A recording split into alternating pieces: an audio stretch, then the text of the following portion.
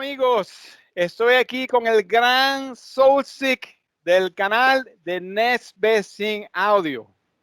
Para mí es una de las personas más excitantes en el mundo de la audiofilia en inglés y es un placer grandísimo tenerlo aquí con nosotros. Hello, Soulsik.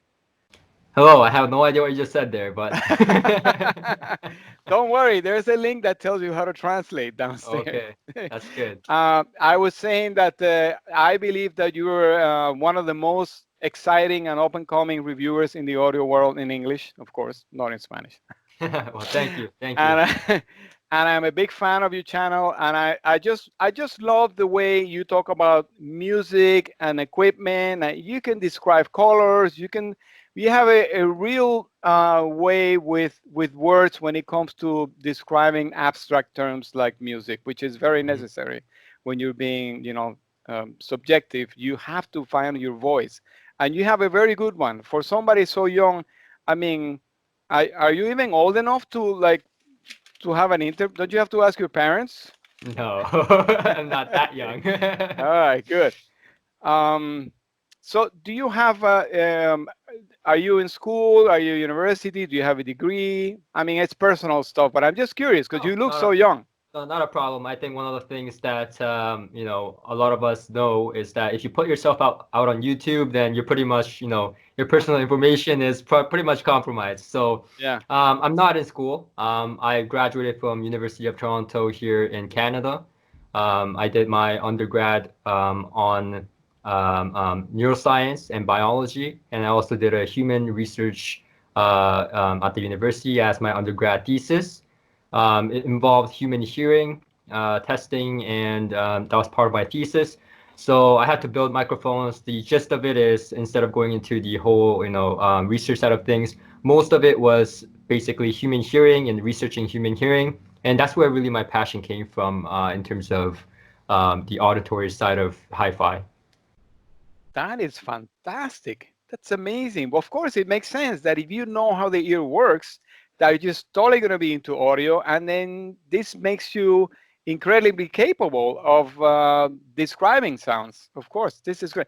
This is why I like your channel so much. Now you finally explained it to me. Thank you so much.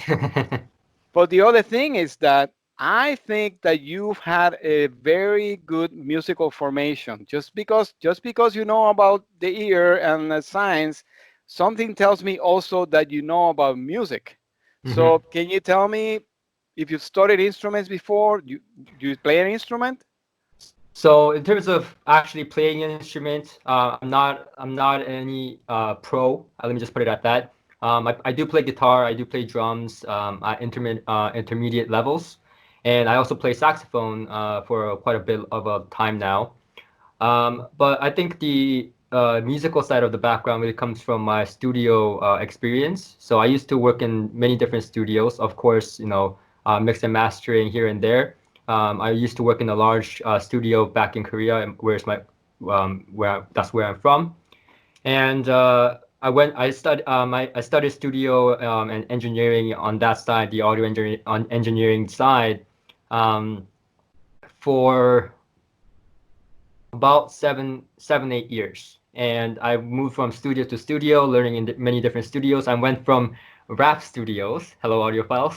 Ah, uh, ah. I used to work in rap studios, yes, Oh and boy. Yeah, but rap in Korea is probably more decent than some of the to other rap. exactly all the way Like to the K-pop to or and like I used to do that. Yeah, and so I went from rap to K-pop to jazz to rock, many different studios, and I got to see a lot of different, equipment. It's a lot like hi-fi. It's not like, one studio has better equipment per se, but some studios you likes to use like two microphones, like all analog, Mhm. whereas other ones are more, the modern ones are a lot more advanced per se, right? And they skip a lot of steps. So it's a little bit of a different experience. It's a lot like working in a vintage hi-fi world versus a modern hi-fi world, if you so will. So yeah, I think that's the gist of my background in terms of music. Yeah. That's incredible. I mean, you have a background in biology, in anatomy, and you also have a. This means you're like my age. You're like 50 years old. you be- you have So, such a long story. That's amazing. No, that's I really impressed with your accomplishments. And I guess I was gonna ask you how you got interested in audio, but kind of that kind of covers it. I mean, you have all the knowledge, the technical knowledge, and the anatomical knowledge, but you still have to love music. Some people yeah. who in your field don't like music, just like my field. Most of my musician friends, they hate music. I guess they're Yeah, doing it all day 100%. long. 100%. I mean, I've come across a lot of people in the studios that actually hate their job, like hate music, but they're like, hey, this is what I do, this is what I went to school for. And here I was. I didn't go to school for studio or audio engineering, but I was working there. And but hi-fi, I think, is a different field. Where I got really interested in hi-fi was when I got into headphones. So I started off my channel with headphones, and my hi-fi journey with headphones. So yeah, it just amazed me about the open back headphones, the sound stage, and the Hmm. detail. The first headphone that I had was Sennheiser HD 598, and it just amazed me. And so yeah. That's very interesting. I was going to ask you a question about that because I had one of my episodes, one of my first episodes was about how I thought that headphones teach me to listen to music because the sound is direct and there's no room interaction. So after I listened to my headphones, I had to, where I live in New York City, put the volume really low on my speakers so I could hear the sound of the speakers and not the room. Hmm. So, do you recommend to someone who wants to be an audiophile but they haven't bought any equipment? What would you say? Should they start with headphones or should they have both? Or what's your opinion? Well, I think obviously this is a very I wouldn't say controversial, but very hard question to answer, and a question that has been in the audiophile world for a very long time. And I think most people understand this question, but just to reiterate here, headphones give you a lot of detail. Like you said, there is much less room interaction, so you basically hear what the engineer or the company intended for you to hear with the headphone in the first place. If you compare a headphone in one space versus another, then the headphones look exactly the same. That's why a lot of studio engineers use headphones to mix and master as well. But the final playback is always in speakers, and that is because the bass response, especially the bass region in terms of sound field, the soundstage imaging, as you probably already know, is not going to be on par with headphones. There's no way a headphone can recreate a music the way it's supposed to. It is a mimic of what is a partial of. So, in that sense, a headphone is a very good place to start with because there's no room interaction. But you can also, if your neighbors don't mind, then you can also have a pair of speakers in near field. This way, like you said, you can hear directly Mhm. more of the speakers. So have the speakers closer to you, which means that you can hear more of the speakers and less of the room. That's one thing that I recommend. But headphone is certainly good, especially in terms of budget, because let's face it, $5,000 headphones, and you basically get the best. You get the best of headphones for $5,000. $5,000, and you're like in the mid tier for speakers. So, and Right. not to mention the equipment that goes into it. Headphone amplifiers. There's a lot of good now headphone amplifiers coming from China, from all over the world, really. Yeah. That's built compact. iFi makes really good stuff. SMSL. All these companies make really good compact stuff that's really competitive, and so Yeah. you can get a lot for your money with a single device. Whereas stereo, you have to have a preamplifier. I mean, you could have it integrated, but like, there's a Yeah. lot of stuff that's all in one that's not on par with separates. And so, yeah. Yeah. It's less is more. I mean, I've been known to say that I would put a pair of Utopia headphones with $20,000 speakers. I Yeah. Sure. I mean, it's possible. They sound that good. Hmm. But of course, the preference, and also when you're using a studio speakers, you're mixing for that detail and the ambience and the projection of the speaker. So you have to use speakers too. And of course, it's nothing better than listening to music without something pressing on your ear. So Hmm. Hmm. a lot of factors. That's great. So I'm wondering, what made you want to start a channel?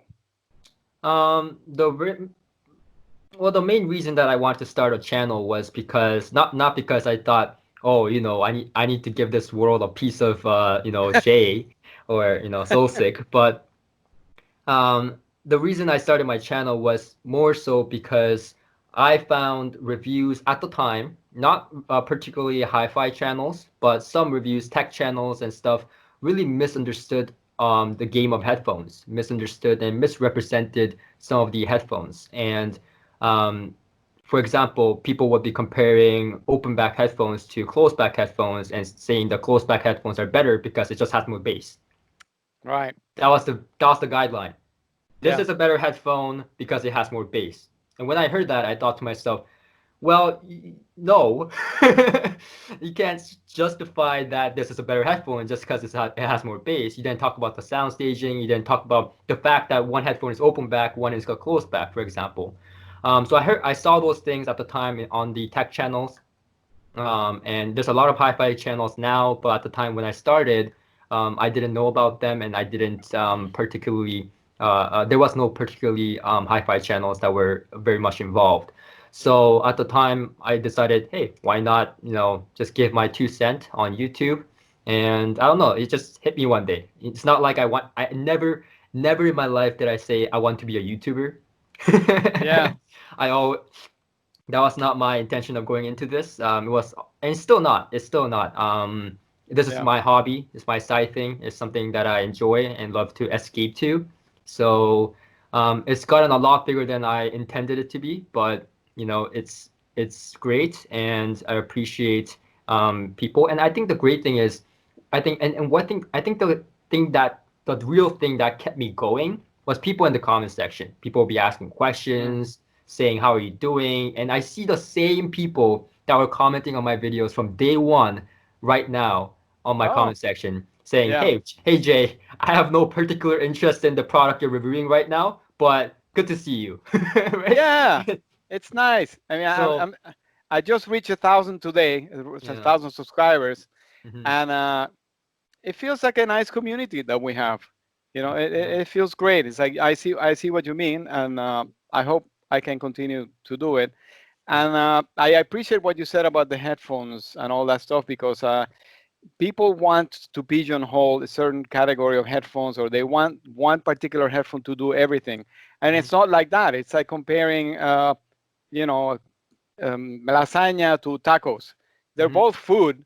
They're just completely different. It's a Yeah. different discipline.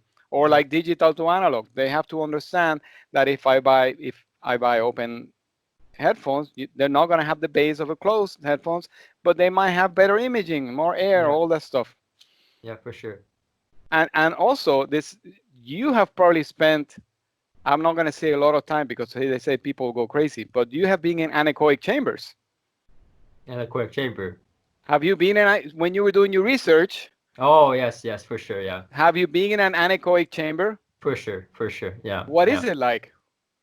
Uh, well, first of all, you don't want to be in that room for a very long time. It's not a pleasant experience, as Right. as many of you guys know. So there's a lot of YouTube videos there where people actually go to anechoic chambers and they want to go in there and spend some time in there. And I think it's an accurate representation of what actually goes in to go to an anechoic chamber. It's pretty cool. Visually, it's cool. For your ears, it's not very cool. It's not Because very cool. there is so much noise Yeah, yeah, in your body.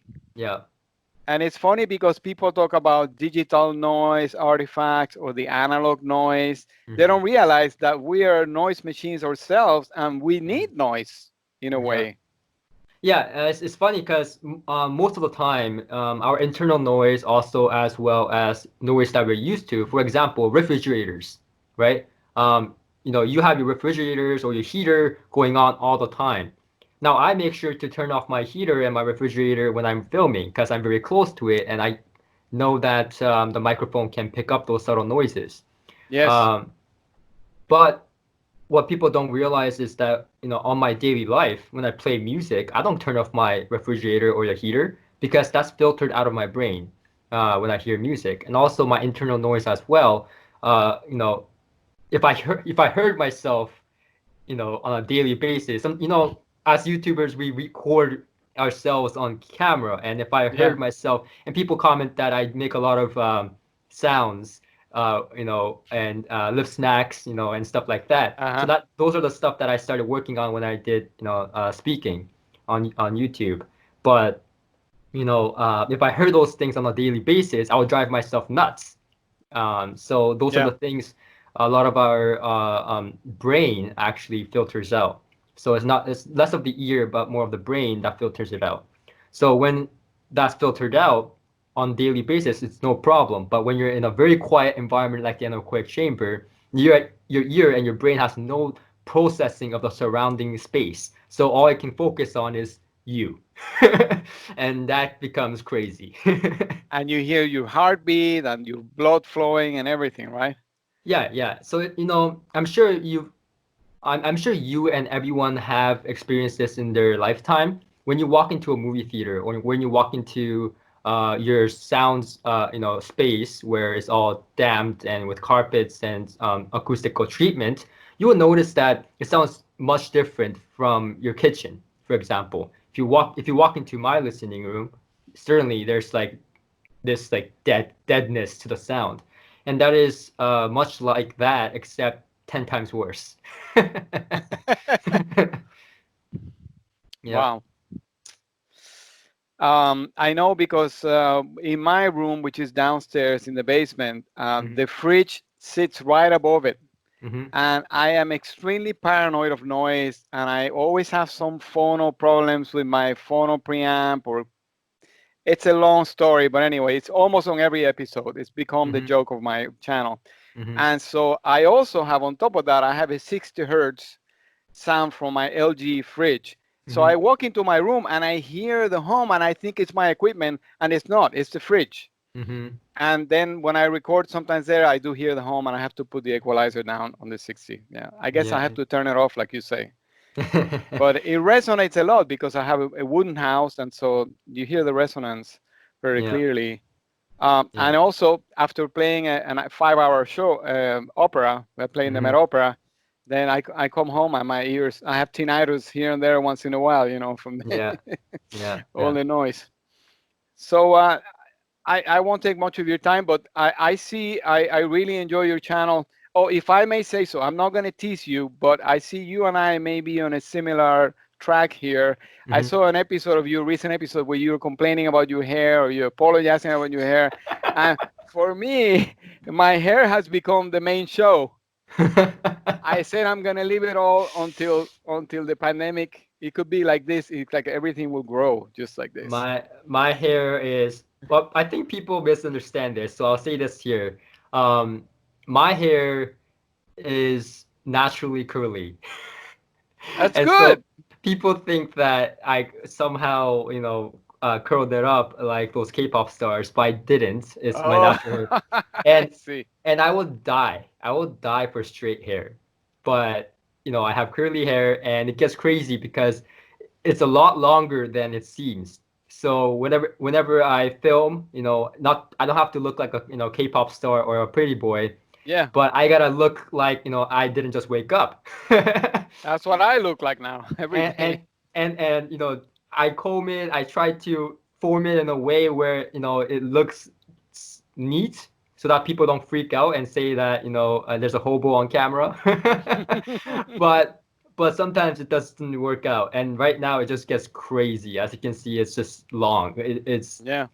so, I mean, if the pandemic is not over soon, then I'm gonna have some serious problems. Well, I won't say it's curly. Looks kind of like wavy, like mine. It's just kind of Yeah, wavy. But yeah. here, my wife and daughter, they're threatening. They're getting their scissors ready. They say they're gonna cut my hair.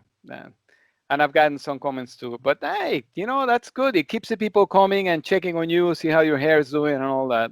Yeah. but I think you're magnific, and again, I'm a big fan. I was going to ask you. I see you have a lot of equipment that goes in and out of our house. Hmm. You really keep up with the latest equipment, the speakers. I love your speaker reviews, and also I like that you review stuff that's affordable. You're not, Hmm. you're not doing the $65,000 speakers every day. Hmm. Um, how often do you? How does that work? How do you get stuff in and out of your house, and how do you? Where do you put the boxes and all that stuff? So that's a big problem that I have currently. So I want to move because I want to move out of this place. I've been living here for the past 4 years, so I want to move out. I'm renting this place, so I want to go buy, my own house, but I can't because all these equipment and the boxes, like you said, the box is a big problem. I made a community post on on my YouTube channel um, um, last last month, and people were laughing because I took a picture of my basement and then posted on my community page. It is just boxes over boxes over boxes over boxes. And so my basement works as a storage place and just the boxes. And so when the equipment comes in, I open them up, I place them in my on my listening space, and then I put the boxes down into my basement.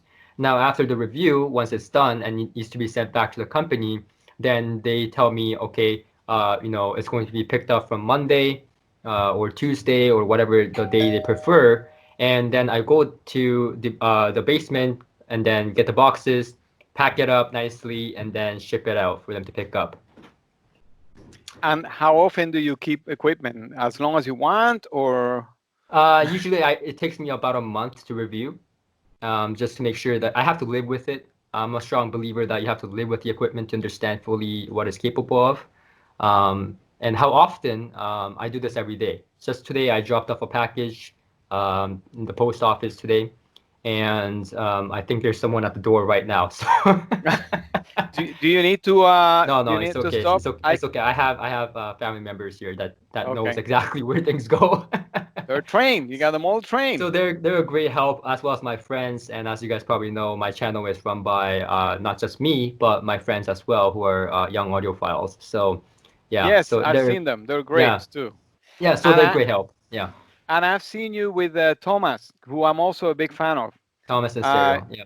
it's funny, you did an episode about the trolls, or about like you both about to quit because some of the trolls. And it's funny because I have a big YouTuber in Spain. He's Hmm. very popular, Hmm. and I've been also chatting with him on Skype, and he just recently had an episode just about the trolls and all that Hmm. stuff. I'm starting to get a taste of it, but I guess it's part of it. It's the price for course, because everyone has access to the internet.